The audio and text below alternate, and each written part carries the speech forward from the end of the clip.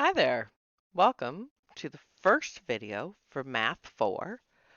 We're going to start it out with algebraic expressions and formulas.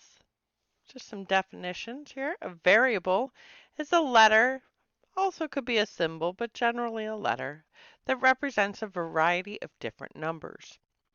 Okay, so to evaluate an algebraic expression means finding the value of the expression for the given value of the variable. We'll have examples of those, don't worry. Evaluating an algebraic expression correctly involves applying the order of operations. So right here is the order of operations, which you should already know. It's also PEMDAS. Please excuse my dear Aunt Sally. The P stands for perform operations within the innermost parentheses and work outwards. If the algebraic expression includes a fraction, treat the numerator and the denominator as if they were each enclosed in parentheses. The E is evaluate all exponential expressions. And then PEMDAS is a little misleading because it makes it sound like you do multiplication and then do division, but you want to do them at the same time, working from left to right. Okay? Then, again, addition and subtraction, the AS part of PEMDAS is perform addition and subtraction as they occur, working from left to right. So you're going to do multiplying and dividing at the same time and adding and subtracting. So let's do some examples. So evaluating an algebraic expression. So we have 7 plus 5 times x minus 4 cubed for x equals 6. So the very first thing you do is you substitute the 6 in for x. So we have 7 plus 5 times 6 minus 4 cubed. 6 minus 4 is 2. 2 cubed is 8. Then we do multiplication and division. 5 times 8 is 40. And then we add and subtract. 7 plus 40 is 47. Okay. That one went a little quick. You might want to pause the video, make sure that you have everything. All right, now let's do the next one. Evaluate negative 2x squared plus 5xy minus y for x equals 4 and y equals negative 2. So the first thing you're going to do is substitute in your variables. And it's important to put parentheses and then just fill in because sometimes that negative out in front gets confusing because that's multiplying. Got to do this part first. But anyway, first thing we're going to do is substitute in our variables. 4 for x, negative 2 for y. Then we have to do our exponent. So negative 2 times 16. That's all we changed because that's that step. Now we're going to multiply. If there were division, we'd divide at the same time. But now we're going to multiply. So 2 times 16, or negative 2 times 16 is negative 32. 5 times 4 times negative 2 is negative 40.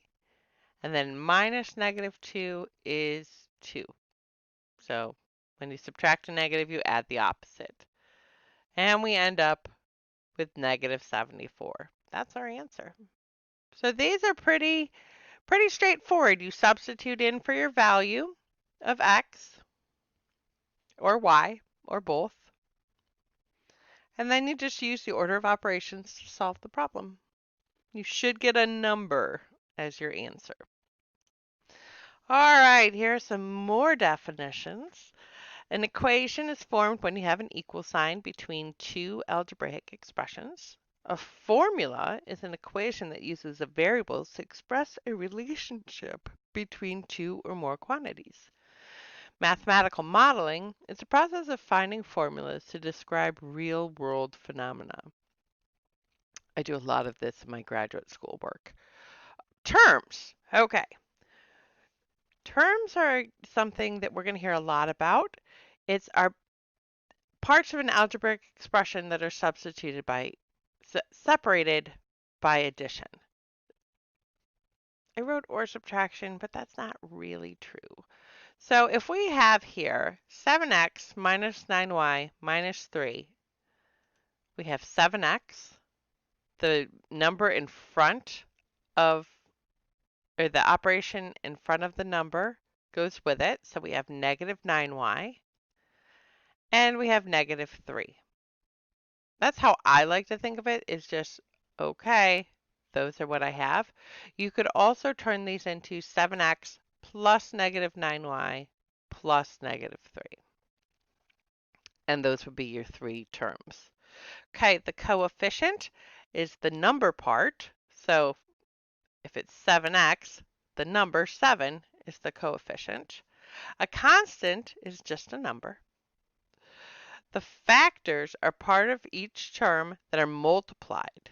So 7 times x is the term, which we say 7x. That would mean that 7 is a factor and x is a factor.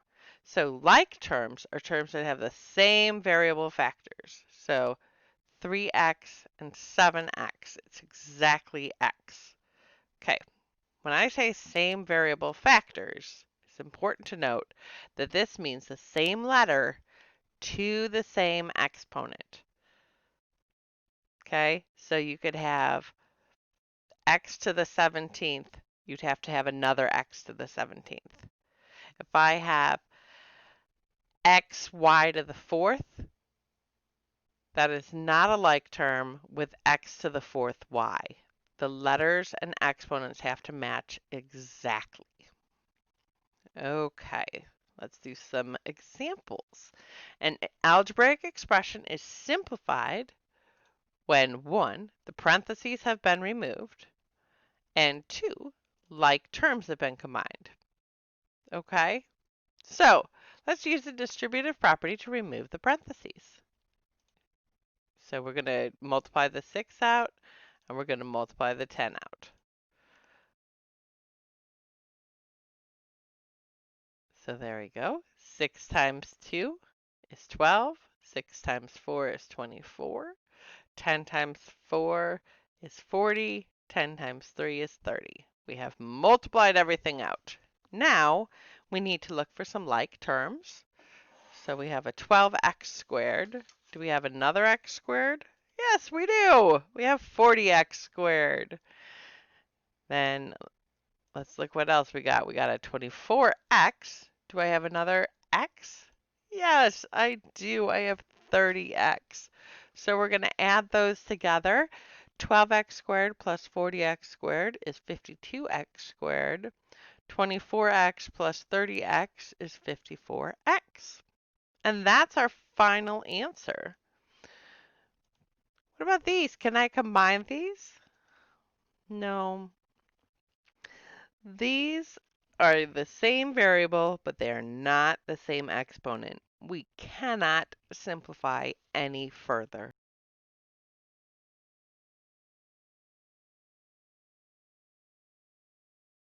Okay, that's it for 4-1.